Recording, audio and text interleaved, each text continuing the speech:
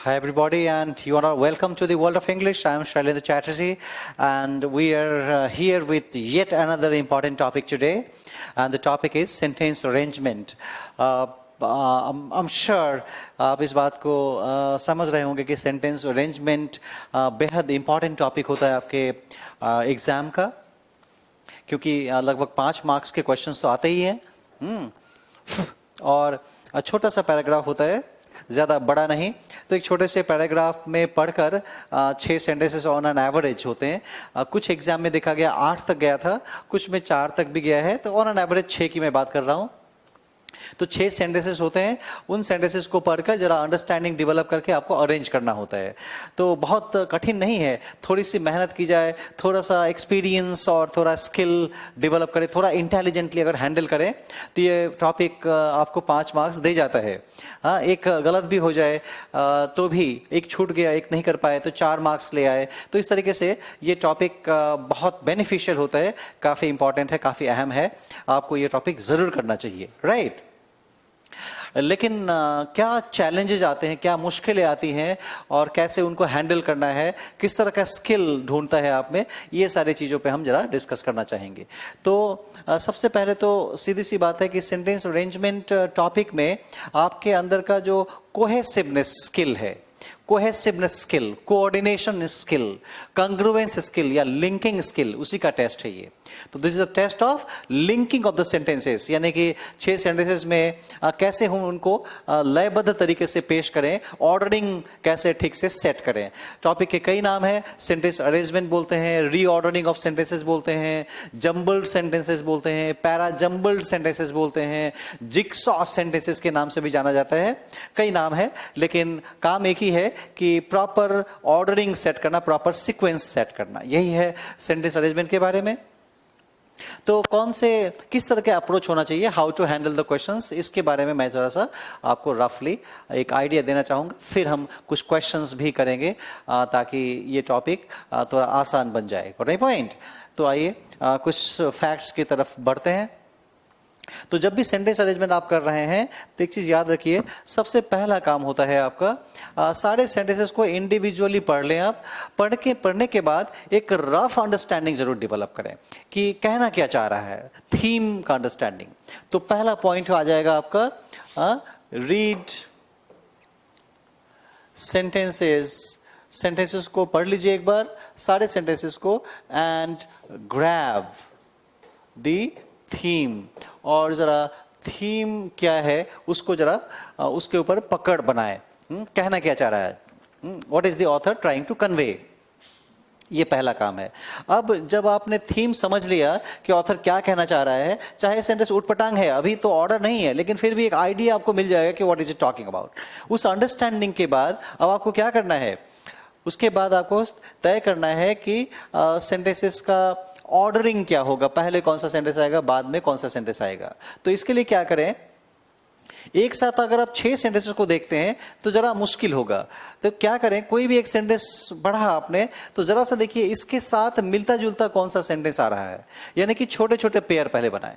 तो एक साथ ही 6 का पेयर नहीं, एक साथ पहले 2 का पेयर बनाएं। हाँ, जिसको मैं लिख भी देता हूं, make small pairs, small pairs, हाँ, छोटे छोटे 2-2 का पेयर बनाइए। उस जब छोटे पेयर बन गए, अब आप जाइए क्या करिए, अब उन सारे छोटे छोटे पेयर्स को एक सीरीज का फॉर्म दें। हाँ, यानी कि तीसरा पॉइंट हो जाएगा, गिव द फॉर्म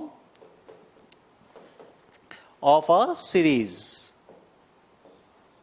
अब आप सीरीज का फॉर्म दीजिए, ठीक है। अब ये सवाल आता है कि जो पेयरिंग बना रहे होते हैं तो उसमें कुछ छोटी छोटी बातों को आपको ध्यान में रखना पड़ता है, उन चीज़ों पे ऊपर जरा हम फोकस करते हैं। कौन कौन से फैक्टर हैं जिसके ऊपर आपको फेयर करना, आपको पेयर बनाने में हेल्प करेगा। तो कुछ क्लू होते हैं, एवरी सेंटेंस मोर और less has a clue. Her sentence में कुछ ना कुछ क्लू रहता है, उस क्लू को पहचानना जरूरी है। नहीं पहचान पाएंगे तो फिर उसके साथ पेयरिंग करने में आपको दिक्कतें होगी, राइट। तो मैं चौथा पॉइंट लिख देता हूं, find out the clues, find out the clues, clues को फाइंड आउट करिए, ठीक है, ये 4 पॉइंट्स पे ध्यान दीजिए। पहले पूरा सेंटेंस पढ़ लिया, थीम डेवलप कर लिया, छोटे छोटे पेयर बनाया, और उसके बाद सीरीज बनाया। पेयर बनाते समय हर एक सेंटेंस का कुछ क्लू को फाइंड आउट करना है। वो क्लू क्या क्या हो सकता है उसके बारे में हम डिस्कस करते हैं। So coming to the clues, तो एक क्लूज है, सबसे इंपॉर्टेंट क्लू है कि pattern, layout,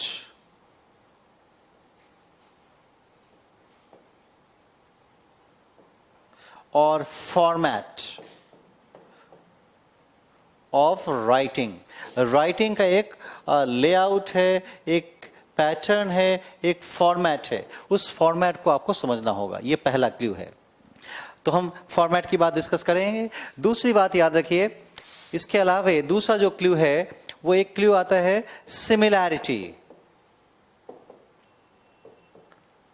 similarity should be maintained, यानी कि कौन कौन से सेंटेंस के बीच में सिमिलैरिटी है, एक जैसी बातें कहां कहां हो रही है, उसको फाइंड आउट करना। तीसरा पॉइंट याद रखिए,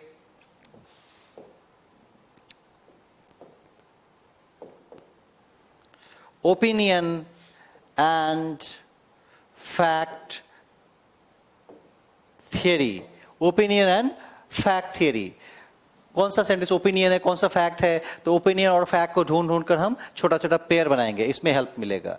चौथा पॉइंट है क्लू के तौर पे, रोल ऑफ ग्रामेटिकल आइटम्स, यानी कि ग्रामर भी आपको काफी हेल्प करेगा सेंटेंसेस को अरेंज करने में। रोल ऑफ ग्रामेटिकल आइटम्स, तो मेनली ये 4 पॉइंट्स पे आपको जरा फोकस करना है।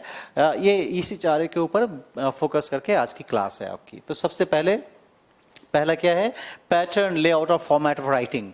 क्या है पैटर्न, कैसे ऑथर लिखता है, कैसे आगे बढ़ता है, कैसे कंक्लूड करता है, इन चीज़ों को। तो पैटर्न की अगर बात करें तो याद रखिए, कोई भी ऐसे पढ़ें, आर्टिकल पढ़ें, आप न्यूज़पेपर पढ़ते हैं, तो ऑथर के लिखने का ट्रेंड को देखिए, कैसे ही राइट्स। जैसे जैसे आप पढ़ते जाएंगे आपको जरा सा अंडरस्टैंडिंग और डेवलप करता जाएगा। तो फिलहाल मैं आपको बता दूं कि सबसे पहले ऑथर क्या करता है, डायरेक्ट टॉपिक पे ना आकर थोड़ी सी बैकग्राउंड क्रिएट करता है, भूमिका बांधता है, जिसे हम क्या कह सकते हैं, भूमिका बांधना। तो पहला काम होता है ऑथर का कि वो जरा टॉपिक पे डायरेक्ट नहीं, डायरेक्ट टॉपिक क्या है, ये बात की बात है, ये टॉपिक अहम क्यों है, उस पार्ट को सबसे पहले वो जताएगा। हाँ, बैकग्राउंड, भूमिका। दूसरे शब्दों में इसे हम ऐसे भी कह सकते हैं कि व्हाई दिस टॉपिक, ये टॉपिक जो लिखा जा रहा है, ऑथर जो लिख रहा है, ये टॉपिक क्यों लिख रहा है, ये टॉपिक की अहमियत क्या है, जिसे हम दूसरे शब्दों में सिग्निफिकेंस ऑफ द टॉपिक भी बोलते हैं। Significance of the topic. तो जो भी वर्ड, जो भी सेंटेंस ऐसा कुछ बता रहा है कि ये टॉपिक की अहमियत जता रहा है, उसकी इंपॉर्टेंस को आपके सामने पेश कर रहा है, वो पहला सेंटेंस होगा। पॉइंट पहला होता है बैकग्राउंड, भूमिका, व्हाई दिस टॉपिक, सिग्निफिकेंस। यहां पे हम ऐसे भी कह सकते हैं जस्टिफिकेशन ऑफ द टॉपिक, यानी कौन सा सेंटेंस ऐसा है जो टॉपिक को जस्टिफाई कर रहा है कि ये टॉपिक अहम है। पॉइंट। तो कई तरीके होते हैं ये जस्टिफिकेशन को प्रूव करने का। इसमें से कुछ तरीके हैं, adverb of time. Adverb of time, यानी कि कई ऑथर का तरीका होता है, वो क्या करेगा कि कोई भी टाइम फैक्टर, फॉर एग्जाम्पल अगर मैं बात करूं 1911 में कोई घटना हुई है, तो 1911 से सेंटेंस का बिगिनिंग करता है। उससे आपको जब साल डाल देता है तो जरा स्टूडेंट्स का इंटरेस्ट बन जाता है कि अच्छा चलो 1911 में कोई घटना हुई थी। 1789, what is 1789 famous for? The French revolution took place there, right? तो 1789 से शुरू करेंगे, 1947 से शुरू करेंगे, 1869 वेरी इंपॉर्टेंट डेट, तो उससे शुरू करेंगे। तो ये सब ऑथर के एक लिखने का तरीका होता है। तो ध्यान में रखिए, अगर कोई टाइम मिल जाए तो वो जनरली उसके चांसेस बनते हैं कि वो सेंटेंस पैराग्राफ का पहला सेंटेंस होगा। एक idea, lump sum idea, got my point. कई बार ऐसा होता है कि चलिए एडवर्ब्स ऑफ टाइम नहीं है, तो ऐसी स्थिति में याद रखिए कि ऑड सेंटेंस जितने भी होते हैं, ऑड सेंटेंसेस का मतलब आप देखेंगे कि 6 सेंटेंसेस में से 5 5 सेंटेंस का आपस में कुछ लिंक है, एक तरह की बातें हो रही हैं, लेकिन एक सेंटेंस उसमें से थोड़ा हटके है। तो जो सेंटेंस थोड़ा हटके है, समझ सकते हैं आप, आइडिया डेवलप कर सकते हैं कि वो जनरली पहला सेंटेंस होने का दावा करता है, उसकी गुंजाइश बनती है, उसके चांसेस, उसकी प्रोबेबिलिटी होते हैं। Got point? तो odd sentence is the first sentence. कई बार तो क्वेश्चन सेटर ऐसा जरूरी नहीं है पूछेगा, हमेशा पूछेगा फर्स्ट सेंटेंस, कई बार ऐसा ही पूछता है विच of the following is the odd sentence.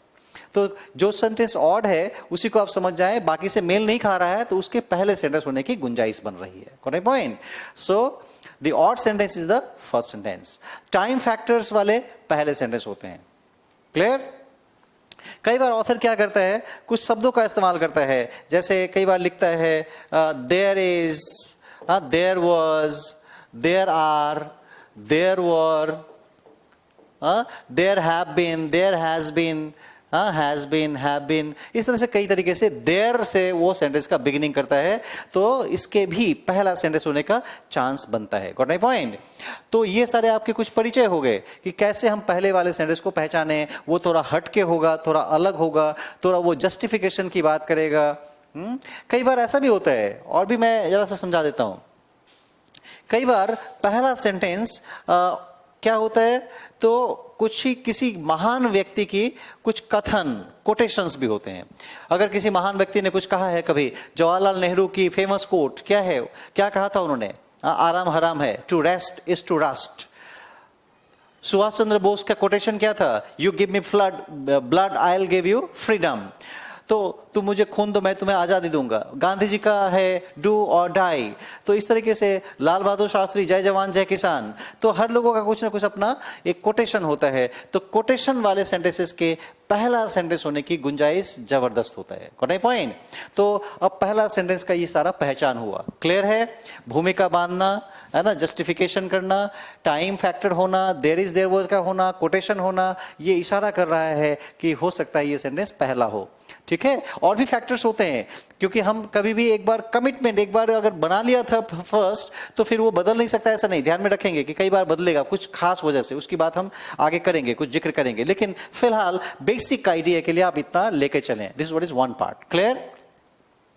चलिए, इसी तरीके से उसके बाद है ना, इंट्रो बैकग्राउंड के बाद अब ऑथर क्या करता है, थोड़ी सी डेफिनेशन की तरफ आता है ना। Now comes definition. अब डिफाइन करने की कोशिश करता है, जहां पे ऑथर टॉपिक है क्या, व्हाट द टॉपिक इज, यहां पे ये पेश करता है। What the topic is, topic है क्या। पॉइंट?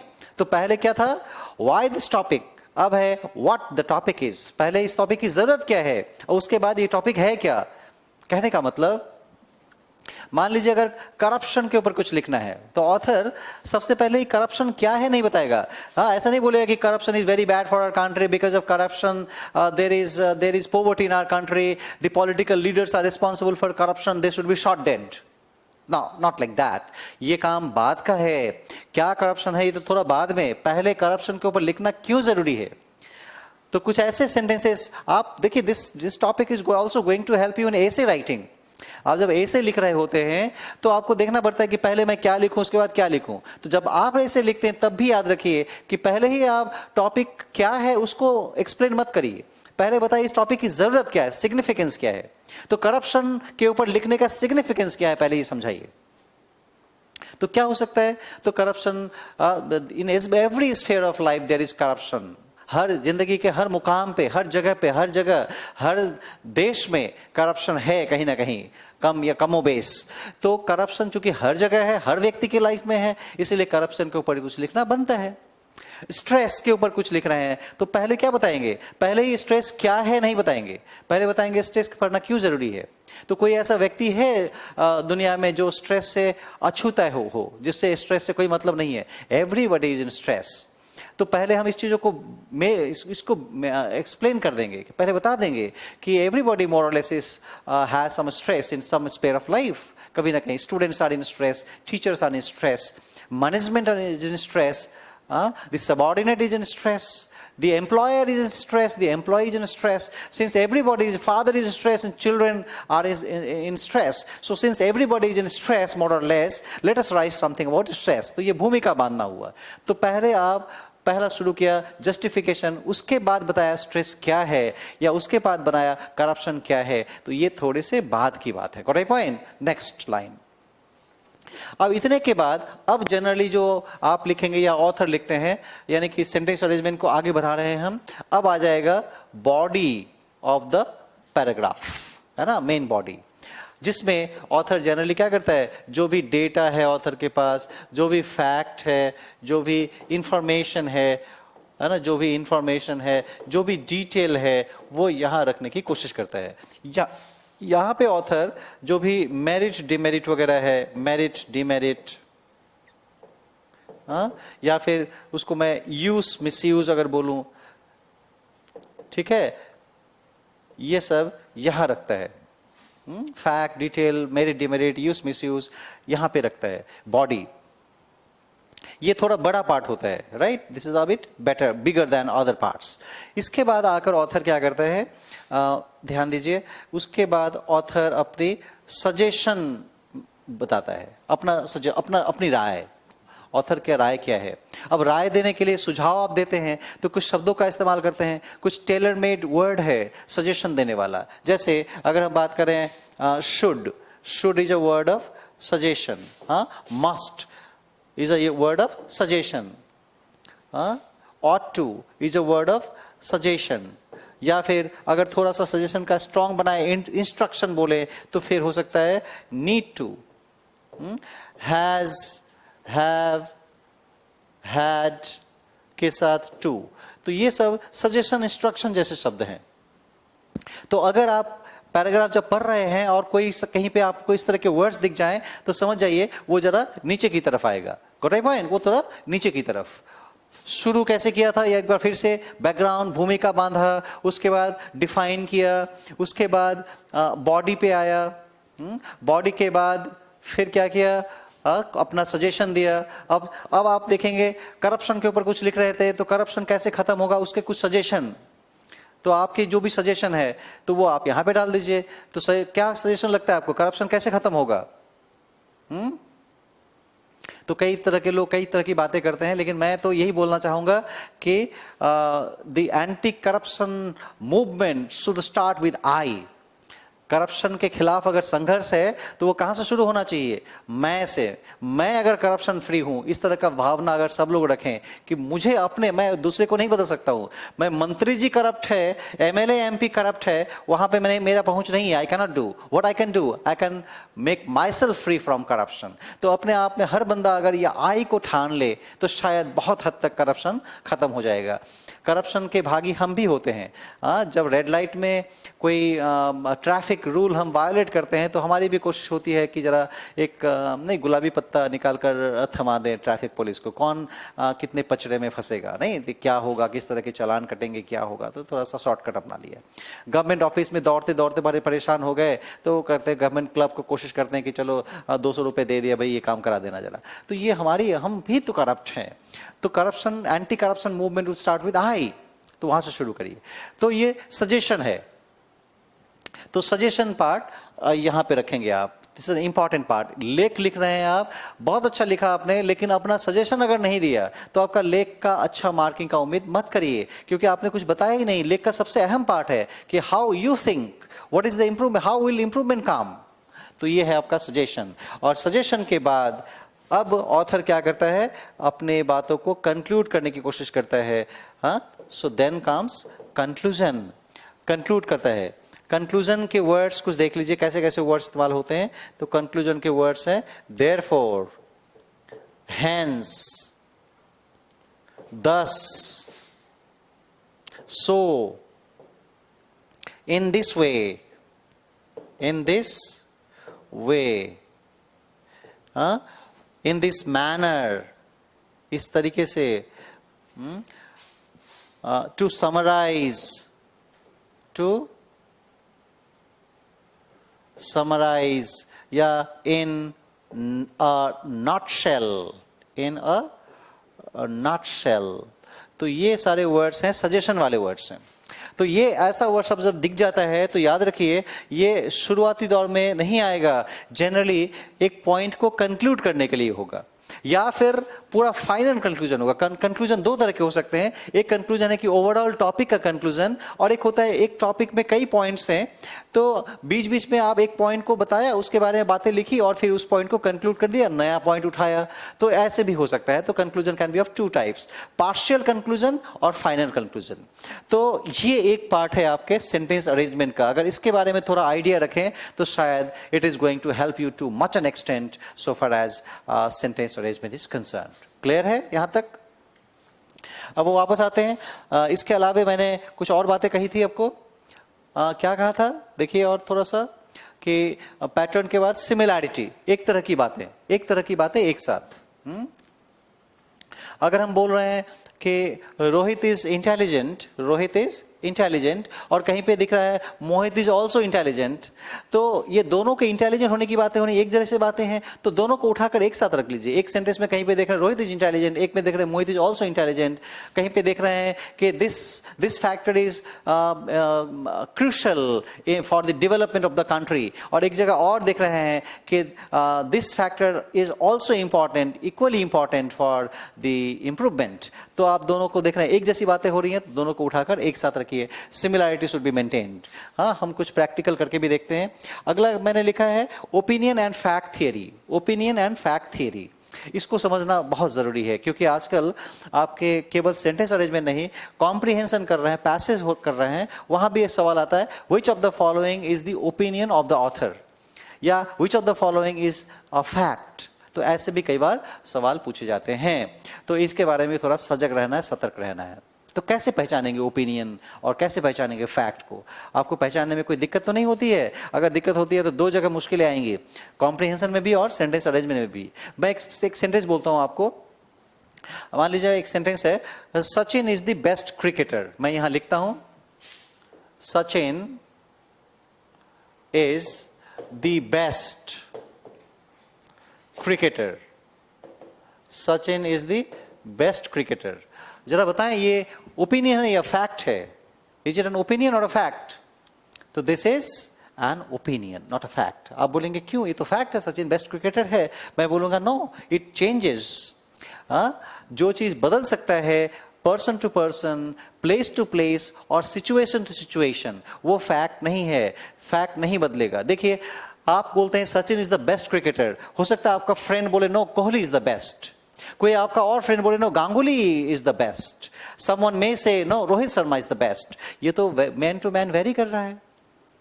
यहां पे आप बोल रहे हो who is the best Sachin, Pakistan में जाकर बोलेंगे हु इज द बेस्ट, कोई जरूरी है वो बोलेगा Sachin is the best cricketer? Australia वाले यही बोलेंगे, वेरी कर रहा है। कोहली के बारे में देखिए, हाँ, Kohli was once the best, बहुत अच्छे धुआंधार, बीच में फिर बहुत खराब परफॉर्मेंस, चुटकुले जोक्स आने लगे, मैं अभी गया अभी आया, इस तरह के जोक्स आने लगे। तो सचिन कोहली का परफॉर्मेंस अच्छा नहीं था। धोनी एक समय बहुत अच्छा परफॉर्मेंस, एक समय पुतले जलने लगे, लोग पुतला जलाने लगे धोनी का, धोनी के खिलाफ लोगों ने आवाज देना शुरू कर, हटाइए, टीम से निकालिए। तो इसका मतलब क्या है कि सिचुएशन के हिसाब से, टाइम के हिसाब से, प्लेस के हिसाब से, पर्सन के हिसाब से ये तो बदल सकता है। तो जो चीज बदल सकता है उसे हम ओपिनियन कहते हैं, फैक्ट नहीं कहते हैं। Correct point? हाँ, अब ऑथर जब लिखता है अपना ओपिनियन, तो ऑथर कोशिश करता है कि वो जब कह रहा है सचिन इज द बेस्ट, तो वो जरा जस्टिफाई भी करने की कोशिश करता है, यानी कि आपको कन्विंस भी करता है।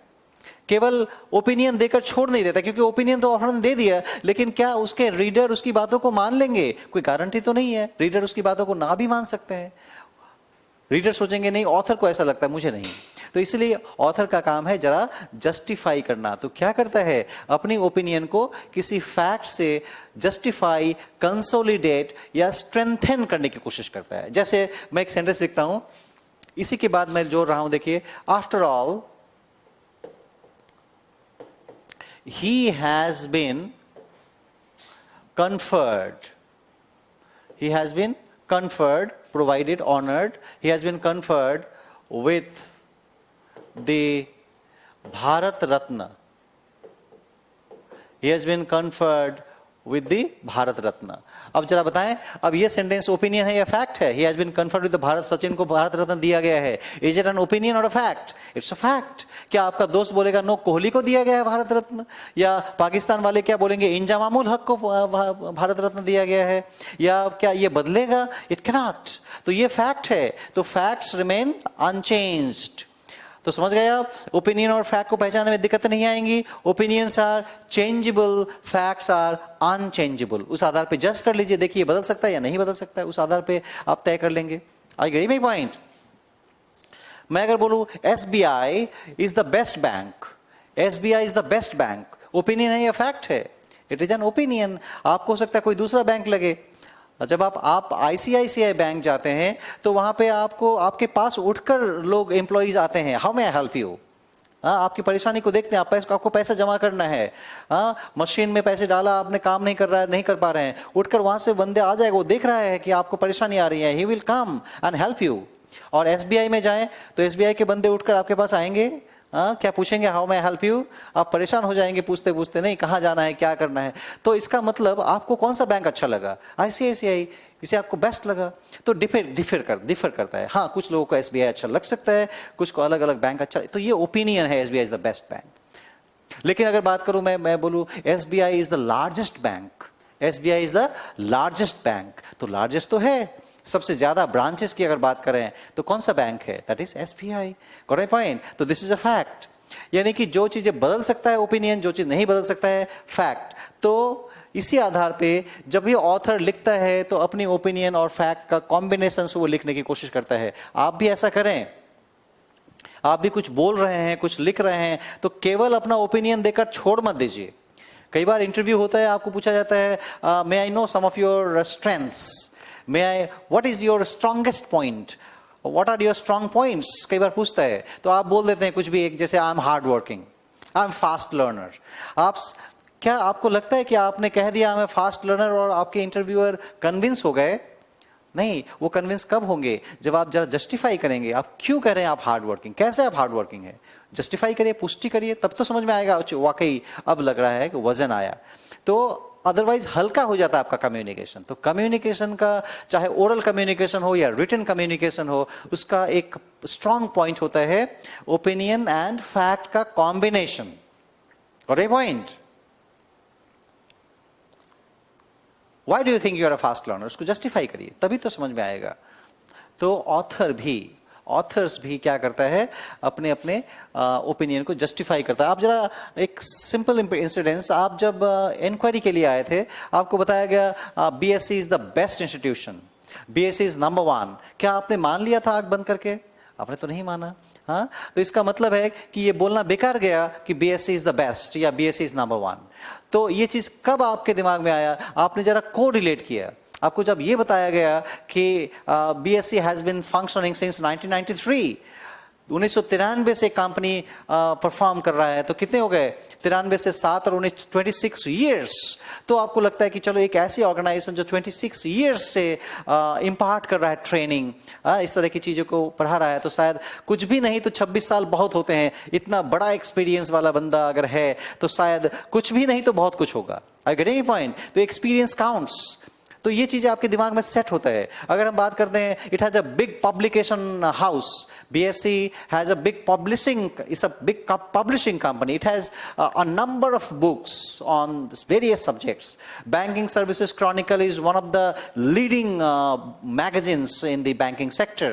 तो फिर आपको लगता है वाकई बैंकिंग सर्विसेज क्रॉनिकल तो हम पढ़ते हैं, तो इतनी पुरानी मैगजीन है, तो जब इतनी अच्छी मैगजीन, इतनी पुरानी मैगजीन है, तो उसके साथ जुड़े हुए लोग भी तो हो सकता है उसमें दम हो कुछ। Correct point? क्या, कौन सा वर्ड दी एम टारा के लिखा हुआ? Quicker math. तो क्विकर मैथ कब से चल रहा है? It has become a domestic product. घरेलू, हर घर में जो भी बैंकिंग का प्रिपरेशन करता है तो क्विकर मैथ जरा सा पढ़ने की कोशिश करता है। तो ये सब क्या बता रहा है? ये सब फैक्ट है। क्या 1993 में BSc आया ओपिनियन है या फैक्ट है? It is a fact. लेकिन बेस्ट है ये क्या है? ओपिनियन। तो ओपिनियन को आपने जस्टिफाई किया। तो इन चीजों को आप सेंटेंस अरेंजमेंट में भी शामिल करने की कोशिश करेंगे, देखेंगे कहां ओपिनियन है, कहां ऑथर है। It is going to help you. ठीक है। So opinion fact theory. और last but not the least मैंने लिखा role of grammatical items. Grammar का भी जबरदस्त रोल है। क्या रोल है ग्रामर का? तो देखिए noun, pronoun, adjective, verb, adverb, preposition, conjunction, यही सब तो ग्रामर है। तो इसमें याद रखिए एक सिंपल सा थियरी है कि प्रोनाउन कभी भी सेंटेंस का बिगिनिंग नहीं हो सकता। कोई सेंटेंस, कोई पैराग्राफ प्रोनाउन से शुरू हो, इसकी चांसेस बहुत कम होते हैं, क्योंकि अगर ही से कोई सेंटेंस बोल रहे हैं, इट से कोई सेंटेंस बोल रहे हैं, तो लोगों को समझ में नहीं आएगा कि क्या कहना चाह रहे हैं। Correct point. तो हम क्या करेंगे, पहले उसका नाउन फिर जाकर प्रोनाउन। तो कई जगह ये चीज़ आपका काम आएगा। तो जहाँ जहाँ सेंटेंस अरेंजमेंट कर रहे हैं तो प्रोनाउन वाले सेंटेंस को थोड़ा बाद में रखिए। पहले कौन सा सेंटेंस को रखेंगे? पहले नाउन वाले को। तो कॉन्सेप्ट है कि पहले, है ना, पहले एक नाउन का इस्तेमाल किया जाता है, फिर जाकर उस नाउन का प्रोनाउन को देखना होता है। यानी कि कहीं पे अगर इट बोल रहा है तो देखना होगा ये इट प्रोनाउन का नाउन कहाँ पे है। तो नाउन वाले क्लॉज को ढूंढकर उसके साथ इट वाले क्लॉज को जोड़कर हम पेयर बनाएंगे। तो नाउन प्रोनाउन कॉन्सेप्ट। एक चीज और यहाँ पे याद रखिए, कई बार ऑथर ऐसा करता है नाउन फिर प्रोनाउन फिर प्रोनाउन। अब प्रोनाउन कई सारे प्रोनाउन उसके इस्तेमाल किया, और ख़त्म करने से पहले एक बार फिर से नाउन का इस्तेमाल करके वो सेंटेंस को क्लोज करने की कोशिश करता है। तो ये बन गया क्या? तो noun pronoun pronoun pronoun pronoun and noun concept. Noun से शुरू किया, कई प्रोनाउन इस्तेमाल हुए, फिर नाउन से एक बार कंक्लूड कर दिया। या फिर कोई ज़रूरी नहीं है, केवल एक नाउन आया एक प्रोनाउन आया। तो जो भी हो, कॉन्सेप्ट मोरलेस यही है कि pronoun can of the beginning it should be attached to the befitting noun clause. Correct point. Adjective की बात करें, रोल ऑफ एडजेक्टिव भी है। एडजेक्टिव्स कैसे हेल्प करेगा? तो एडजेक्टिव्स जो है, इसको याद रखिए कि एडजेक्टिव का इंटेंसिफिकेशन, तीव्रता, तो कम तीव्रता वाले एडजेक्टिव पहले और उसके बाद ज्यादा तीव्रता वाले एडजेक्टिव बाद में। कहने का मतलब, कोई ऐसा नहीं बोले कि I am the best and you are better and he is good. पहले बेस्ट का इस्तेमाल कर दिया, उसके बाद बेटर को लाया, उसके बाद गुड को लाया, ऐसा नहीं। पहले गुड कौन है उसको पहले, फिर बेटर कौन है, उसके बाद बेस्ट कौन है। तो धीरे धीरे इंटेंसिटी, तीव्रता बढ़ने के क्रम में होता है एडजेक्टिव्स। इन चीजों को याद रखेंगे। यही पॉइंट। अगर हम बात करें कंजंक्शन की, कंजंक्शंस का भी रोल है। कंजंक्शन एंड की अगर बात करें, है ना, कंजंक्शन एंड, तो एंड का रोल क्या है? तो एंड किसको जोड़ता है? Similar properties. एंड किसको जोड़ेगा? पॉजिटिव एंड पॉजिटिव, यानी कि दोनों तरफ एक जैसी बातें। या फिर नेगेटिव एंड नेगेटिव, ये एंड का नेचर है। तो इससे आपको फायदा उठाएंगे। आप देखेंगे कोई सेंटेंस में अगर एंड आया है तो तुरंत नजर दौड़ाइए कि इसके पहले, एंड के पहले पॉजिटिव सेंटेंस है या नेगेटिव है। अगर पॉजिटिव है तो ढूंढिए दूसरा सेंटेंस कहाँ पे है पॉजिटिव है। तो दोनों पॉजिटिव एक साथ एंड के साथ जुड़ेगा या दोनों नेगेटिव जुड़ेगा। तो इस आधार पे भी आपको एंड काफी हेल्प करेगा। अगर हम बात करें, हाँ, conjunction like but, conjunction like whereas, conjunction like still, conjunction like yet, conjunction like until, unless, until unless। अगर हम बात करें though, although, even though,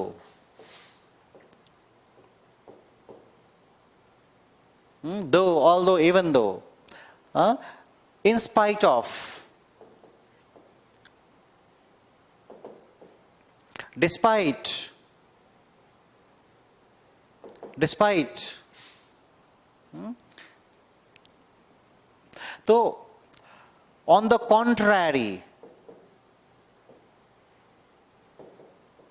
ये सारे कंजंक्शन क्या इशारा करता है? ये सारा आपको एक आइडिया, एक क्लू की तरह काम कर रहा है। ये बता रहा है कि इनका नेचर है कि ट्विस्ट करता है। यानी कि पॉजिटिव पॉजिटिव बात करते करते अचानक निगेटिव पे जाएगा, नेगेटिव नेगेटिव बात करते करते अचानक से पॉजिटिव पे आएगा। तो ये ट्विस्ट करने का काम करता है ये वाला, ये सारे कंजंक्शंस। तो जैसे ही आपको सेंटेंस अरेंजमेंट में ऐसे कंजंक्शन दिख जाए तो ध्यान दीजिए, इसके पहले अगर नेगेटिव है तो बाद में पॉजिटिव कहाँ है ढूंढिए, अटैच करके पेयर बनाइए। तो इस तरीके से आपको कंजंक्शंस भी काफी हेल्प करेगा। Got my point. हेंस का क्या रोल है? Hence connects cause and effect या action and result. You worked hard, hence clear the exam. Got my point. तो हेंस दोनों पॉजिटिव को जोड़ता है, लेकिन कॉज एंड इफेक्ट दोनों तरफ पॉजिटिव या दोनों तरफ निगेटिव रहेगा हैंस के साथ, हाँ देयरफॉर के साथ, लेकिन दोनों में फर्क क्या होगा कि दोनों का नेचर एक जैसा होना चाहिए। You worked hard, positive, hence you cleared the exam, positive, you cleared the exam भी positive, you worked hard भी positive, दोनों पॉजिटिव को जोड़ रहा है। लेकिन कैसा पॉजिटिव है ये दोनों? ये कॉज एंड इफेक्ट है, एक्शन एंड रिजल्ट है। मेहनत किया यार, एक्शन, और पास हो गए, रिजल्ट। तो इन चीजों को जोड़ने का काम करता है hence, therefore, etc, as, because वगैरह। तो इन चीजों पे आपको फोकस करना है, तो ग्रामेटिकल आइटम्स भी काफी हेल्प करेगा। Correct point. तो कई चीजें हम लोगों ने डिस्कस किया। एक तो है कि उसका पैटर्न पे फोकस करना है, दूसरा है कि आपका सिमिलैरिटी मेंटेन करने हैं, तीसरा है ओपिनियन एंड फैक्ट थियरी पे ध्यान देना है, चौथा है ग्रामेटिकल रोल को। तो ये सारी चीजों को हम अगर कंबाइन कर इकट्ठा करें तो शायद सेंटेंस अरेंजमेंट हमारे लिए थोड़ा आसान बनेगा। लेकिन काफी प्रैक्टिस चाहिए होता है। लेकिन कर ले प्रैक्टिस, नहीं अभी आपके पास टाइम है, बेहद टाइम है। रोज एक सेंटेंस अरेंजमेंट उठाइए, और वाकई मैं बता रहा हूं, जब आप बना लेंगे और जब धीरे धीरे वो सही होने लगेगा तो शायद आपके अंदर में एक अलग अलग ही उत्साह आएगा कि नहीं चलो मैं अब सेंटेंस अरेंजमेंट पार्ट मेरा सही हो गया है। So do it, this is a worth doing topic, worth doing topic, इसको जरूर करें। Correct point. लेकिन हाँ, मैं थोड़ा कॉशन भी करना चाहूंगा आपको कि अगर गलत हो रहा है तो निराश मत होना। शुरू में गलतियां होंगी, बहुत टफ है, क्योंकि एक ऑथर की सोच, ऑथर ने क्या सोचा, किस सेंटेंस को पहले रखा किसको बाद में सोच रखा, उसको समझना बहुत आसान तो नहीं है। नहीं, थोड़ी सी मेहनत, थोड़ा एक्सपीरियंस के बाद ही होता है। तो निराश नहीं होना है। चलिए कोई बात नहीं, आपने बनाया बी के बाद सी, ऑथर कह रहा है, आंसर बुक का कह रहा है कि नहीं बी के बाद सी नहीं डी आएगा, तो जरा सा वहां पे रुके, ठहरे, निराश होने के बजाय क्या करें कि देखें जरा सी में क्या कमी है और डी में क्या खूबी है कि बी के बाद डी को रखा गया है, सी को नहीं। ये कमी और खूबी, इन चीजों की एनालिसिस, गलती से गलती होना कोई नुकसानदेह नहीं होता है, गलती होने दीजिए, लेकिन उस गलती से कुछ सीख लीजिए कि भाई कहां गलती हुई, क्यों हुई है, स्ट्रैटेजी क्या बनेगा, आगे दोबारा ये गलती कैसे नहीं होंगी, उसके ऊपर फोकस करना है। Correct point. तो इन्हीं चीजों को देखकर, ध्यान देकर हम सेंटेंस को अरेंज करने की कोशिश करेंगे। तो मैं एक सेंटेंस आपके सामने रखता हूं, जरा देखिए, अपने लेवल पे आप ट्राई करिए, फिर I will help you understand them.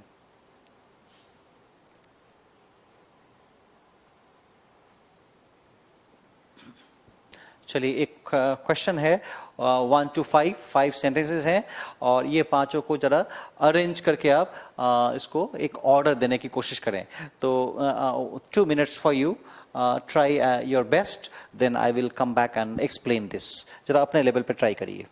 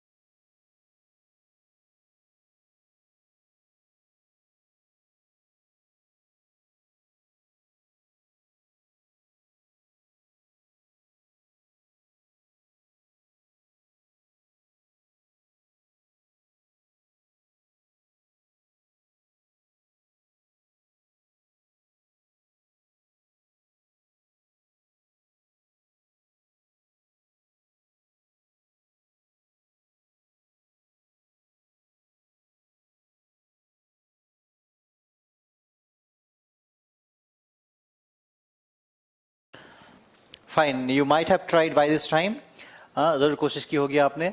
देखिए कह रहा है वाइल डूइंग सो, ऐसा करने पे। तो ऐसा करने पे यानी कि ऐसा करने पे इसका मतलब कुछ करने की बातें पहले हुई हैं, तो पहला सेंटेंस तो नहीं होगा। और सो थोड़ा सा आपको इशारा कर रहा है, सो कहाँ लगता है, थोड़ा कंक्लूजन टाइप का वर्ड भी है, तो हो सकता है थोड़ा नीचे की तरफ आए या लास्ट की तरफ आए, है ना। इसको एक आइडिया लेके चलेंगे। तो कह रहा है while doing so we may also correct any distortions, हाँ कोई विसंगतियां हैं उसको हम करेक्ट कर सकते हैं, दैट वी मे डिसर्न, जो हम वी कैन डिटेक्ट। बी कह रहा है with all our experience and insight we should be able, अब देखिए यहाँ पे शुड आ रहा है, तो शुड भी इशारा कर रहा है कि should is a word of suggestion, तो थोड़ा नीचे की तरफ ही आएगा। The celebration of the 50th anniversary of the countries independence historic moment, अब देखिए ये सेंटेंस को जरा नेचर देखेंगे तो बाकी सेंटेंस से ये जरा बेमेल खाता हुआ है, थोड़ा ऑड है, तो क्यों ना हम इसको सेंटेंस, पहला सेंटेंस बनाएं, साथ साथ 50th एनिवर्सरी उसका होने का टाइम भी दे रहा है, कौन सा एनिवर्सरी, तो 50th वन, तो इसका पहला सेंटेंस होने का गुंजाइश ज्यादा है। हालांकि और भी फैक्टर्स को देखना होता है एक बार। अब देखिए यहाँ पे आगे की अगर बात करें तो ये डी कह रहा है also it is a time, यहाँ पे एक इट इज अ टाइम दिख रहा है आपको, और साथ साथ ई में भी देखिए but most of all it is a time, तो यहाँ भी एक इट इज अ टाइम दिख रहा है, और एफ भी कह रहा है इट इज अ टाइम। यानी कि तीन सेंटेंसेस आपको ऐसे दिख रहे हैं जिसमें तीनों में एक तरह का एक्सप्रेशन, एक सिमिलैरिटी मेंटेन है, it is a time, it is a time, it is a time. तो क्यों ना हम ये तीनों इट इज अ टाइम को एक साथ रखकर हम अरेंज करने की कोशिश करें। तो अब तीनों को जब एक साथ रखना है तो कौन सा पहले कौन सा बाद में, इसका आपको जजमेंट लेना है। तो सबसे पहले आप plain it is a time को रख दीजिए, उसके बाद also it is a time को, ऑल्सो पहले नहीं आ सकता है, ऑल्सो बाद में आएगा, तो it is a time, also it is a time, और उसके बाद but most of all it is a time, यानी कि सबसे ज्यादा इंटेंसिफाइड, सबसे अहम, सर्वोपरि, तो सर्वोपरि पहले नहीं बाद में, सबसे लास्ट में, तो इसको अगर बाद में रखें तो तीन का एक पेयर बन रहा है, तीन का एक पेयर बना। मैं इसमें नंबरिंग अभी नहीं करूंगा, फिलहाल मैं लिख रहा हूं एफ को मैंने एक जगह लिखा, एफ तीनों में एफ पहला, तीनों में डी दूसरा, और तीनों में ही अगर बात करें ई तीसरा, तो एफ डी ई का एक सीरीज बन रहा है, लेकिन ये एफ डी कहां होगा ये अभी तय नहीं हो पा रहा है, उसको हम तय करेंगे।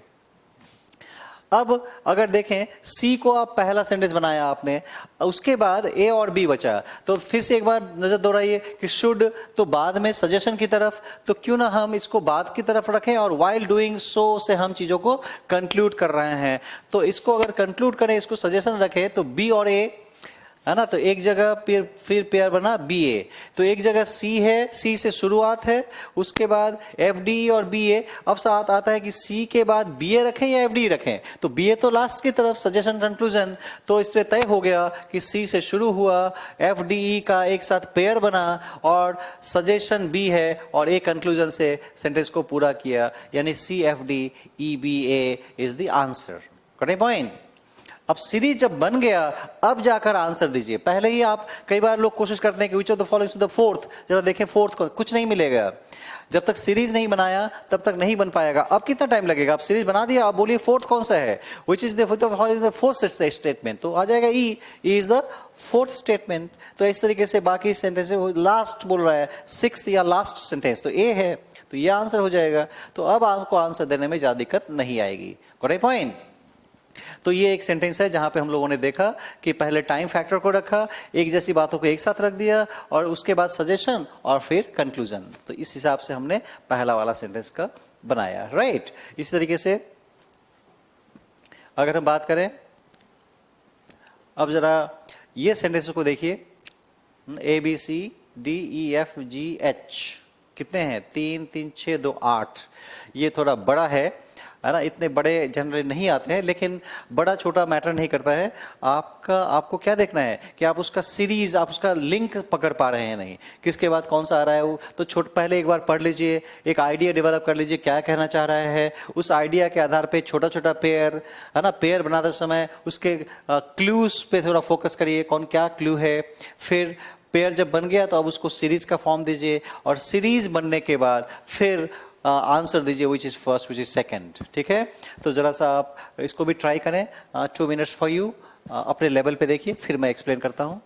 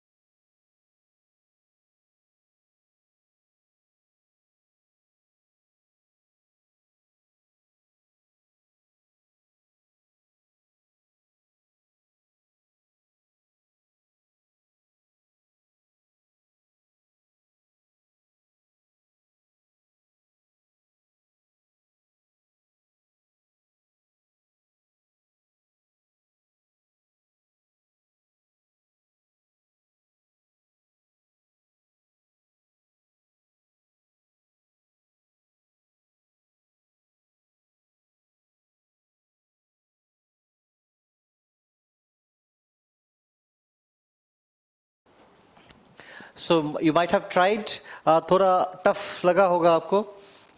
देखिए, एक तो मैं थोड़ा एक्सप्लेन कर देता हूँ कि ये कह रहा therefore the duty of that वाक्य, देयरफॉर के साथ कह रहा है, इसका मतलब पहला सेंटेंस नहीं होगा, थोड़ा किसी पॉइंट को कंक्लूड करेगा या फाइनल करेगा, कहीं ना कहीं बाद में आएगा। दैट रेस्ट विद द जज, दैट रेस्ट विद द जज, यानी कि वो चीज, ये फैक्टर, वो बात जज के ऊपर निर्भर करता है। तो इसका मतलब दैट से शुरू तो नहीं होगा, यानी कुछ बातें हुई हैं जो जज के ऊपर निर्भर करेगा। तो कौन सा फैक्टर है जो जज के ऊपर निर्भर करेगा? व्हाट रेस्ट विद द जज, ये दैट प्रोनाउन का नाउन को ढूंढ निकालना है। व्हाट रेस्ट विद द जज and it is ultimately for the जज to decide which side is right and how justice should prevail. तो व्हाट रेस्ट विद द जज के ऊपर क्या निर्भर करता है? तो जरा देखिए, अगर एच में यहाँ पे आप पूरा पढ़ेंगे, एक बार आपने पढ़ा होगा तो देखा होगा यहाँ पे एक फाइनल रिजल्ट है ना, but he is not concern with the final result, और उसी फाइनल रिजल्ट की जगह पे दैट की जगह फाइनल रिजल्ट रखे तो क्या बन जाएगा? The final result rest with the जज and it is ultimately for the जज to decide which side is right and how justice should prevail. तो यहाँ पे एच के साथ बी मैच कर रहा है, तो एक जगह आप एच बी लिखकर छोड़ दीजिए। एक अभी तय नहीं हो पाया है, जैसे जैसे जो तय हो रहा है उसके साथ हम बनाते चले जाएंगे। सी कह रहा है व्हेन ही वाज आस्क्ड, अब ही से लोगों को समझ में नहीं आएगा, ही तो प्रोनाउन है, तो आपको क्या करना होगा? इस ही का नाउन ढूंढना होगा कि ही का नाउन कहां पे है। तो कहां पे है, जरा नाउन ढूंढिए इसको। देखिए, ये ही के लिए यहां पे एक जॉनसन का जिक्र हुआ है, जॉनसन, है ना। The only answer that one can give to this popular misconception is the famous answer that Johnson gave to Boswell. Johnson ने बोसवेल को एक आंसर दिया। अब उसी जॉनसन के बदले में हुआ when he was asked, he was asked का मतलब who was asked, when Johnson was asked। तो जॉनसन और he यानी कि नाउन प्रोनाउन कॉन्सेप्ट से एक और पेयर आपने बनाया GC। डी कह रहा है but he must do so Fairlie. अब बट का नेचर क्या है? Twister. But he must do so Fairlie, अब सो कह रहा है, he must do so Fairlie, यानी उसे ये काम फेयरली करना चाहिए। एंड विदाउट कॉन्सीलिंग, कॉन्सील का मतलब छुपाना, and without concealing from it anything that it is his duty to divulge. Divulge का मतलब रिवील करना, डिस्क्लोज करना। तो कह रहा है उसका काम डिस्क्लोज करना है, रिवील करना है, उसे कुछ छुपाना नहीं चाहिए और फेयरली ये काम करना चाहिए। इसका मतलब कुछ काम करने की बातें हुई हैं जिसको उसे फेयरली करना चाहिए। तो कौन सा काम है यहाँ पे, जरा ध्यान दीजिए।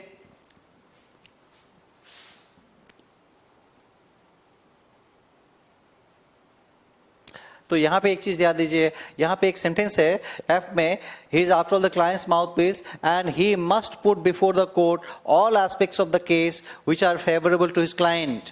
उसे क्या करना चाहिए? कोर्ट के सामने हर एक पक्ष को रखना चाहिए जो उसके क्लाइंट के फेवर में जाए।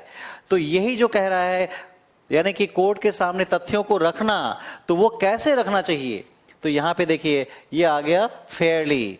तो ये जो कोर्ट के सामने पेश करना है, he must do so means he must put before the court all aspects of the case Fairlie and without counselling. और उसे कुछ छुपाना चाहिए, फैक्ट को छुपाना नहीं चाहिए, क्योंकि उसका ड्यूटी है फैक्ट को डिस्क्लोज करना, फैक्ट को रिवील करना, ना कि छुपाना। Correct point. तो यहाँ पे एक और फैक्ट आया आपके पास, तो एफ के बाद डी का मैचिंग कर रहा है, कोर्ट के सामने रखना और कैसे रखना? फेयरली रखना। तो एफ डी, तो एक पेयर और बनाया आपने, एफ डी।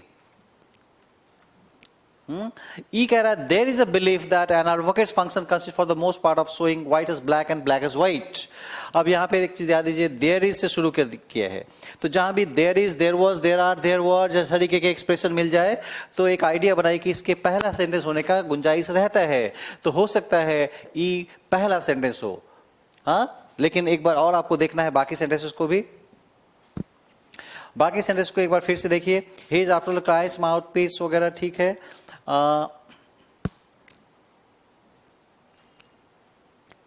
एक चीज और यहां पे आपको ध्यान देने लायक है, अगर मैं देयरफॉर वर्ड को छोड़ दूं, बाकी का हिस्सा देखिए, बाकी का हिस्सा कह रहा है the duty of the advocate is to do his best for his client. The duty of the advocate is to do his best for his client, यानी कि एडवोकेट का ड्यूटी है अपने क्लाइंट के लिए बेस्ट करना। ये एक ओपिनियन है, मैं यहां पे लिख भी देता हूं, इट इज एन ओपिनियन। ये ओपिनियन है, आप सहमत ना भी हो सकते हैं, ये वेरी कर सकता है। लोग कह सकते हैं कि नहीं, आप एडवोकेट का काम अपने क्लाइंट के लिए बेस्ट करना क्यों? एडवोकेट को एथिक्स भी तो मेंटेन करना चाहिए।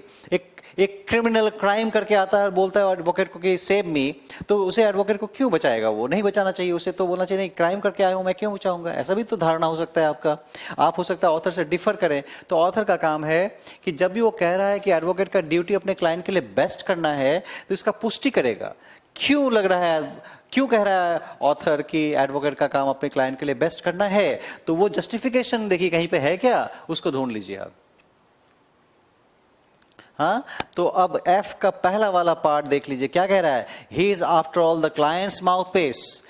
ही is after all the client's mouthpiece. वो जो भी हो वो तो क्लाइंट का ही माउथ पीस है, क्लाइंट का ही रिप्रेजेंटेटिव है। तो चूंकि वो क्लाइंट का रिप्रेजेंटेटिव है, इससे जस्टिफाई मिल रहा है कि the duty of the advocate is to do his best for a client. तो चूंकि क्लाइंट का रिप्रेजेंटेटिव है, इसलिए क्लाइंट के उसे बेस्ट करना चाहिए। तो ये ओपिनियन है ऑथर का और उसी का फैक्ट है यहाँ पे। ये तो फैक्ट है, ये फैक्ट है या नहीं?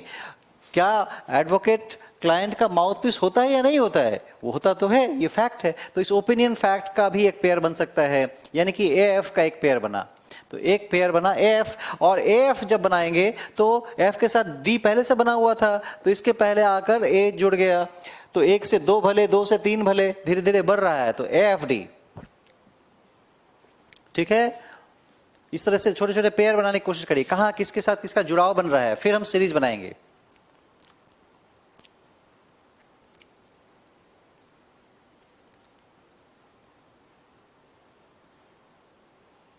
और जरा देखिए और क्या क्या क्लूज कहां पे दिख रहा है आपको। देखिए जी कह रहा है, the only answer that one can give to this popular misconception. देखिए दिस वर्ड आया, demonstrative pronoun, demonstrative adjective, this popular misconception, है ना। तो जब भी दिस पॉपुलर मिसकॉन्सेप्शन बोल रहा है, इसका मतलब किसी मिसकॉन्सेप्शन की बातें पहले हुई हैं। तो कोई मिसकॉन्सेप्ट है पहले, उसको ढूंढ कर निकालिए कौन सा पॉपुलर मिसकॉन्सेप्शन की बात कर रहा है। तो अभी आपने देखा, क्या देखा आपने कि there is a believe that advocate's function consist for the most part of showing white as black and black as white. उसका काम व्हाइट को ब्लैक और ब्लैक को व्हाइट करना है, ये एक जनरल धारणा है, इसी ये कॉन्सेप्ट है लोगों का। इसी कॉन्सेप्ट के बारे में यहाँ पे कह रहा है the only answer that one can give to this popular misconception। Author कह रहा है ये मिसकॉन्सेप्शन है, गलत कॉन्सेप्ट है ये। तो इसका मतलब क्या हुआ कि ई के साथ ई में एक कॉन्सेप्ट है कि वकील का काम झूठ को सच, सच को झूठ करना है, और ऑथर कह रहा है ये मिसकॉन्सेप्शन है। तो क्यों ना हम इस दोनों को जोड़कर एक पेयर बनाएं। तो ई के साथ आप जी को रख दीजिए, ई के साथ जी, और जी के साथ पहले से सी लगा हुआ था, तो उसके पहले आप आकर ई लगा दीजिए। तो एक 3 का पेयर, 3 का ग्रुप बन गया, ईजीसी, है ना। तो 3 हिस्से में बट गया आप। एच बी क्यों बना? फाइनल रिजल्ट, और उसके साथ दैट रेस्ट विद द जज की वजह से। ईजीसी, ई में कॉन्सेप्ट है, जी में उसी के बारे में आगे की बात दोहरा रहा है कि दिस पॉपुलर मिसकॉन्सेप्शन, और वहां पे जॉनसन की बातें हुई हैं, और जॉनसन के बाद ही प्रोनाउन मैच कर गया, ईजीसी बन के तैयार हो गया।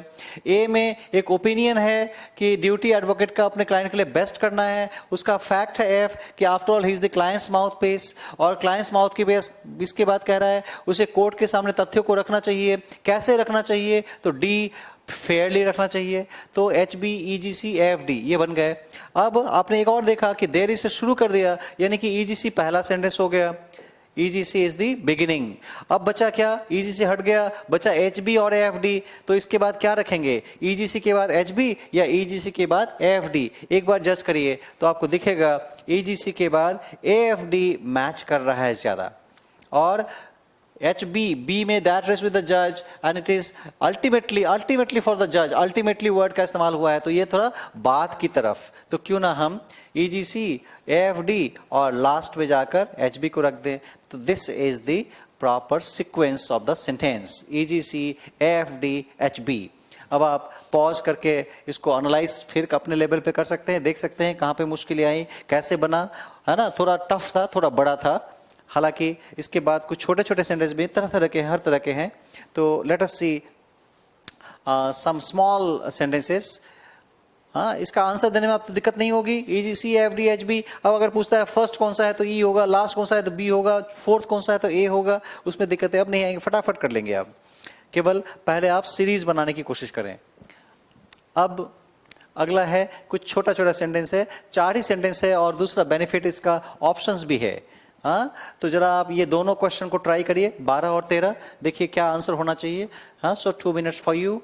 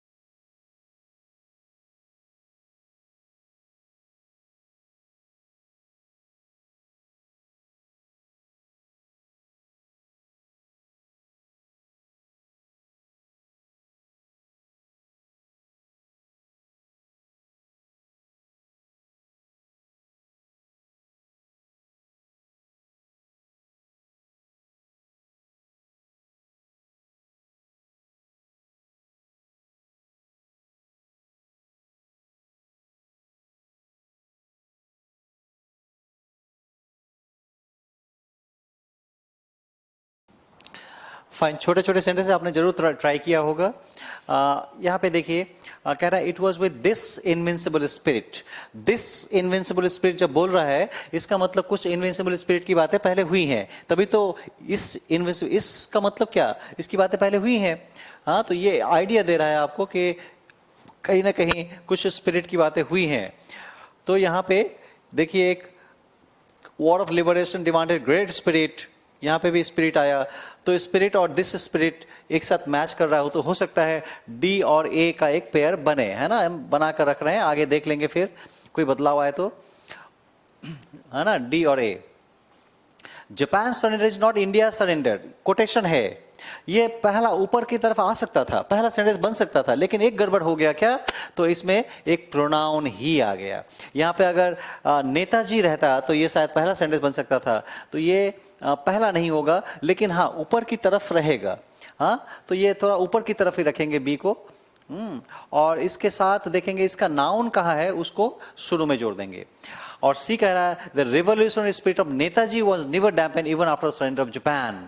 अब यहाँ पे नेताजी आ गया, तो ये नेताजी के लिए ही का इस्तेमाल करेंगे। दो जगह ही है, यहाँ भी ही है और यहाँ भी ही है, लेकिन ये कोटेशन है तो इसको हम तुरंत पहले रखेंगे, यानी कि नेताजी के तुरंत बाद इसको रख देंगे, बाद में फिर इनका इस्तेमाल करेंगे। तो अब हम क्या करेंगे, सी के बाद बी, सी के बाद बी, तो सी के साथ बी बना, और फिर आपने पहले से बना के रखा था डी ए, तो इस डीओ को उठाकर इसके बाद डीए से शुरू नहीं कर सकते हैं कि डीए में ही है तो ही से शुरू नहीं होगा, तो डीए को बाद में रखेंगे।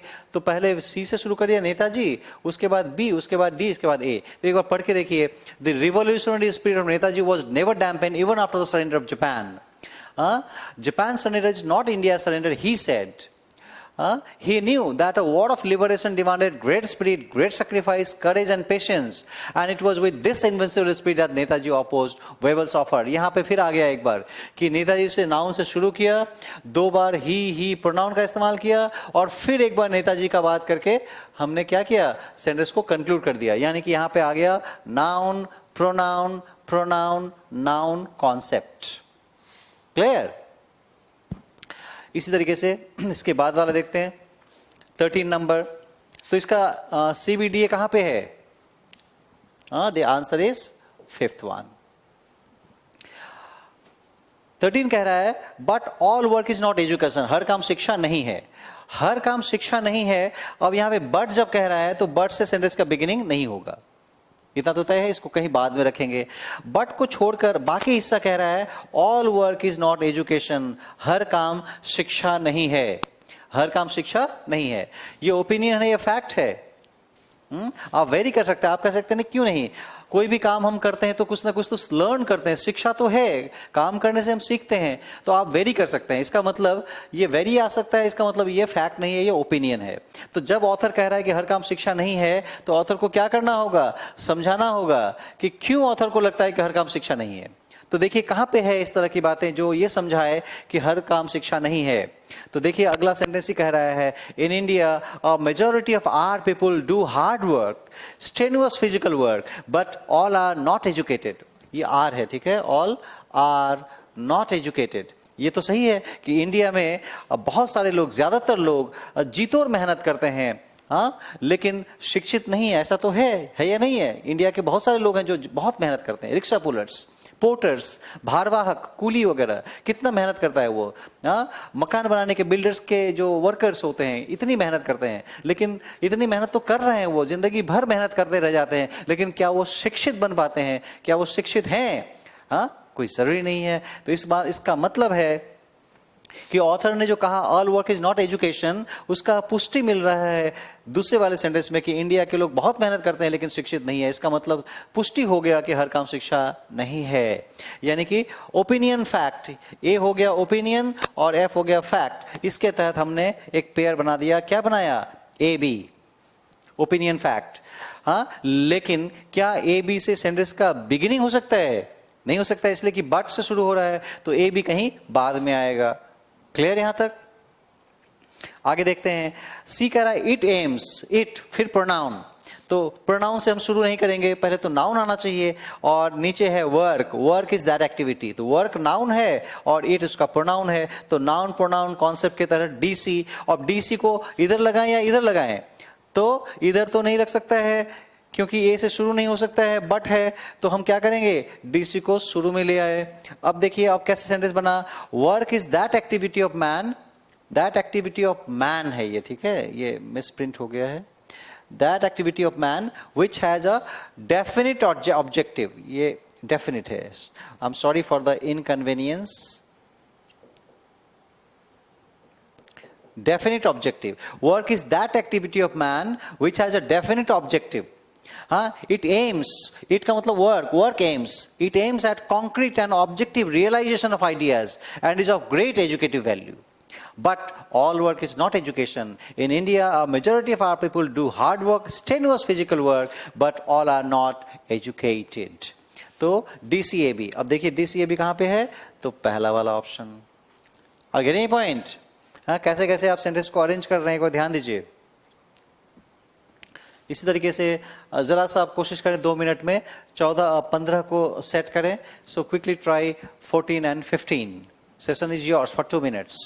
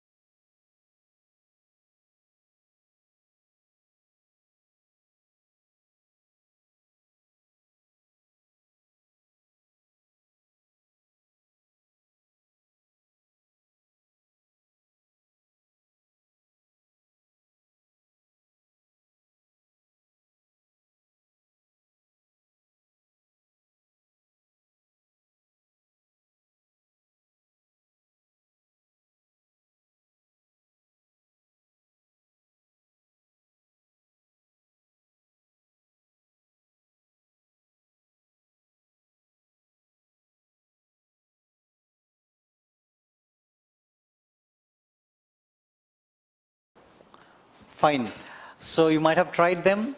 14 नंबर आपने ट्राई किया होगा। Hariprasad Nanda is one such person, इस तरह के व्यक्ति हैं।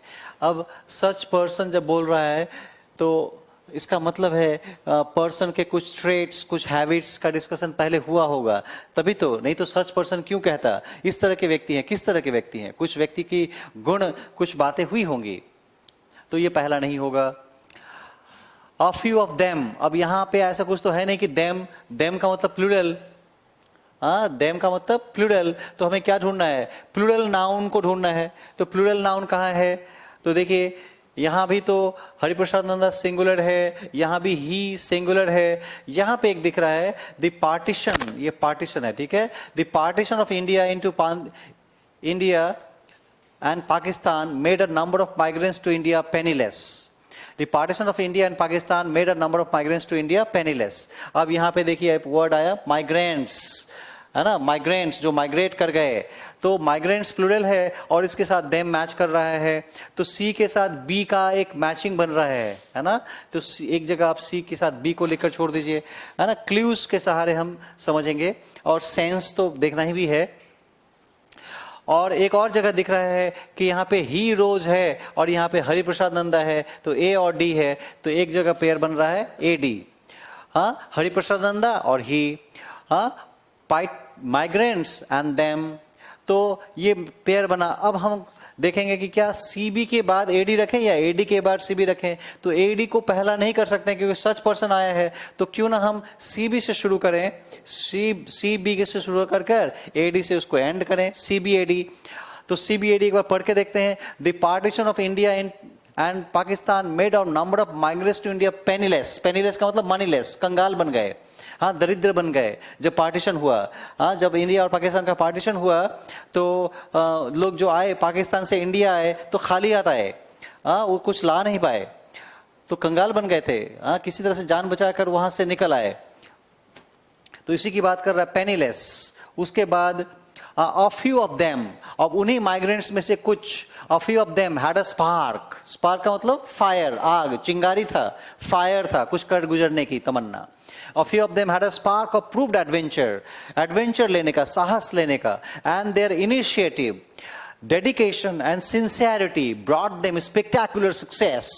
और यही जो स्पार्क फायर था उसका, डेडिकेशन का, सिंसियरिटी का, उसने उन्हें, इस तरह के चीजों ने उसे क्या किया, अभूतपूर्व नहीं, देखने लायक, स्पेक्टेकुलर, वर्थ वॉचिंग सक्सेस, सफलता दिलाई। किस चीज ने सफलता दिलाई, उनका फायर, उनका स्पार्क। तो इसके सी के बाद बी मैच कर गया। तो ये जो कुछ लोगों में a few of them had a spark, तो उसी लोगों में से एक थे कौन, हरिप्रसाद नंदा। तो देखिए Hariprasad Nanda was one such person. अब सच पर्सन के गुण क्या, वही स्पार्क वाले पर्सन, वही आग वाले पर्सन, वही फायर लिए हुए, दिल में फायर था, कुछ कर गुजरने की तमन्ना, उस तरह के सच पर्सन। तो हरिप्रसाद नंदे में भी फायर था, स्पार्क था। So Hariprasad Nanda is one such person who worked his way to the top from the scratch. Scratch से लेकर वो कहाँ पहुंच गए, टॉप पे पहुंचे, और फिर उसी का प्रोनाउन ही रोज, वो आगे बढ़े, है ना, to become a first generation entrepreneur with the second largest complex to his credit, और वो बहुत सक्सेसफुल बिजनेसमैन बन के उभरे। तो क्या बना, सीबीएडी। कहाँ पे है CBAD, so answer is 3। Concept clear है, समझ में आ रहा है कैसे कैसे आइडिया मिल रहा है। जरा थोड़ा थोड़ा करके धीरे धीरे धीरे आप इनके साथ जुड़ने की कोशिश करें, टाइम के साथ आपका एक्सपीरियंस होता जाएगा, फिर देखेंगे स्किल डेवलप करेगा और फिर आपसे बड़े आसानी से बनने लगेंगे। 15 नंबर एक बार देख लीजिए। दे थिंक, अब दे कह रहा है, प्रोनाउन शुरू नहीं होगा। They think that India will disintegrate like the Soviet union और युगोस्लाविया। हाँ, कह रहा है कि उनको लगता है, they think that India disintegrate हो जाएगा, टूट जाएगा, हाँ, जैसे बोलते हैं ना भारत तेरे टुकड़े होंगे, उस तरह की बात कर रहा है। They think that India will disintegrate like Soviet union और युगोस्लाविया। एग्जाम्पल भी दे रहा है, किसकी तरह टूट जाएगा, सोवियत यूनियन और युगोस्लाविया की तरह। टूटा या नहीं, सोवियत यूनियन टूट के बिखर गया, कई टुकड़े में बट गया, युगोस्लाविया बट गया। तो कह रहा है कि उनको लगता है कि इंडिया भी इन्हीं की तरह टुकड़े हो जाएंगे, इसके कई सारे भाग में बट जाएंगे। ठीक है, बी कह रहा है what will be the exact shape of India in 2000 AD can only be a matter of surmise, surmise का मतलब guess, only be a matter of guess. हाँ, अब यहाँ पे देखिए 2000 एडी आ रहा है, तो जब भी कोई टाइम फैक्टर आए तो जरा सा आप दिमाग में लेके चलिए, हो सकता है ये पहला सेंटेंस हो, बाकी एक बार जज करना होगा, लेकिन चांसेस बनता है। तो कह रहा है what will be the exact shape of India in 2000 AD can only be a matter of surmise, क्या होगा शेप, ये केवल हम सरमाइज कर सकते हैं, गेस कर सकते हैं। अब देखिए ऑन द कॉन्ट्रारी, अब ऐसी ऑन द कॉन्ट्रारी तो बी के बाद तो नहीं आ सकता है, ऑन द कॉन्ट्रारी यानी कि सिर्फ ऑपोजिट, तो ऑपोजिट में कब बोलेंगे, जब कुछ और बात करेंगे तब तो ये इसके बाद नहीं आ सकता है। डी कह रहा है the profits of doom say that the future of India is doomed. अब देखिए ये जो क्या होगा शेप, ये कहना मुश्किल है, इसी के बारे में अब लोगों ने कहना शुरू कर दिया। प्रॉफिट्स यानी कि फॉर्च्यून टेलर्स, भविष्यवक्ता, ऑफ डूम, डूम का मतलब विनाश, विनाश के भविष्यवक्ता, कुछ भविष्यवक्ता है जो इंडिया का फ्यूचर, इंडिया का भविष्य में विनाश देखते हैं कि ये अच्छा नहीं है। The profits of doom say that the future of India is doomed, वो कहते हैं कि इंडिया का फ्यूचर डूम्ड है, विनाश है, डिस्ट्रक्शन है, डिवास्टेशन है, टर्मोइल है, अपोकलिप्स है, कैटास्ट्रॉफी है, संहार है, प्रलय है, कयामत है इंडिया का फ्यूचर, ऐसा कुछ कहना चाहते हैं प्रॉफिट्स। अब प्रॉफिट्स ने जब कहा कि कयामत है तो उनको जरा समझाना होगा कि क्यों लगता है उनको कयामत है, ऐसे कह देंगे तो नहीं होगा। मैं कह दूंगा कि इंडिया का फ्यूचर बहुत खराब है, तो इतना कहने से वो यथार्थ नहीं होगा, प्रासंगिक नहीं होगा, तो हमें क्या करना होगा, हमें समझाना होगा कि क्यों मुझे लगता है कि इंडिया का आगे प्रलय है। तो उसके साथ हमने दे को जोड़ दिया कि दे थिंक, दे का मतलब profits, Prophets think, they think that India will disintegrate like Soviet Union or Yugoslavia। इसका मतलब हो गया D के साथ A मैच कर रहा है, तो एक जगह मैंने DA बनाकर छोड़ दिया, B से शुरू किया, एक जगह DA रखा, और C कह रहा ऑन द कॉन्ट्रैरी, ऑन द कॉन्ट्रैरी का इसके ठीक विपरीत। तो अभी तक बातें हो रही कि प्रॉफिट्स क्या कह रहे हैं और उनको क्या लग रहा है, और इसका ठीक विपरीत हो गया इसके बाद, है ना, यानी कि ऑन द कॉन्ट्रारी इसके बाद आ जाएगा। On the contrary the blind patriots, जो अंधे देशभक्त हैं, कैसा देशभक्त, अंधे देशभक्त, foresee a very bright future of India. अंधे देशभक्त कहते हैं ऐसा कुछ नहीं है, इंडिया का भविष्य उज्जवल है, बड़े पॉइंट। लेकिन कौन कहते हैं, अंधा देशभक्त कहता है। हाँ, खैर जो भी हो, तो बी से शुरू किया, उसके बाद DAC को जोड़ दिया, तो क्या पेयर बन गया, सीरीज बन गया BDAC। एक बार फिर से पढ़ के देखिए, what will be the exact shape of India in 2000 AD can only be a matter of surmise. The prophets of doom say that the future of India is doomed. They think that India will disintegrate like the Soviet Union or Yugoslavia. On the contrary, the blind patriots foresee a very bright future of India. BDAC सही जज हो रहा है, इसका मतलब इसका answer हो गया सेकंड वन। बड़े पॉइंट। तो ये कुछ छोटी छोटी बातें थी, हम लोगों ने डिस्कस किया, देखा कैसे कैसे सेंटेंस को अरेंज करते हैं, कौन कौन से फैक्टर्स को ध्यान में रखना होता है। तो ये एक तरह के एक्सपीरियंस है, धीरे धीरे धीरे इस तरह से एप्लीकेशन, हर एक सेंटेंस में एक नया कुछ न कुछ लॉजिक आता है ना, लिंक बनता है। तो उन लिंक्स को जैसे जैसे धीरे धीरे धीरे आप जॉब करते रहेंगे तो देखेंगे आप सक्सेस के करीब पहुंच रहे हैं। और जब आपने ये काम कर लिया, थोड़ी सी मेहनत कर ली, तो 5 मार्क्स का ये सवाल होता है। और बहुत सारे टॉपिक, बहुत सारे एग्जाम्स में तो सेक्शनल कट ऑफ 5 मार्क ही रहता है, उससे कम ही रहता है। तो 5 मार्क्स लाने पर इंग्लिश का सेक्शनल कट ऑफ आपका एक ही टॉपिक से क्लियर हो गया, बाकी टॉपिक्स आपको ओवरऑल कट ऑफ में हेल्प कर देगा। कोई पॉइंट, तो इसको ज़रूर करें, इसको इग्नोर ना करें। Do it time to time, analyse करें, गलत हो रहा है एनालाइज करिए, नहीं समझ में आया है, we are there to help you. So share your problems, come with your doubts and confusions, will help you understand. So this is what is one part of sentence arrangement. I hope you have understood and enjoyed the session. So see you in the next session and discuss some more facts. So till then, bye bye and take care. Thank you very much.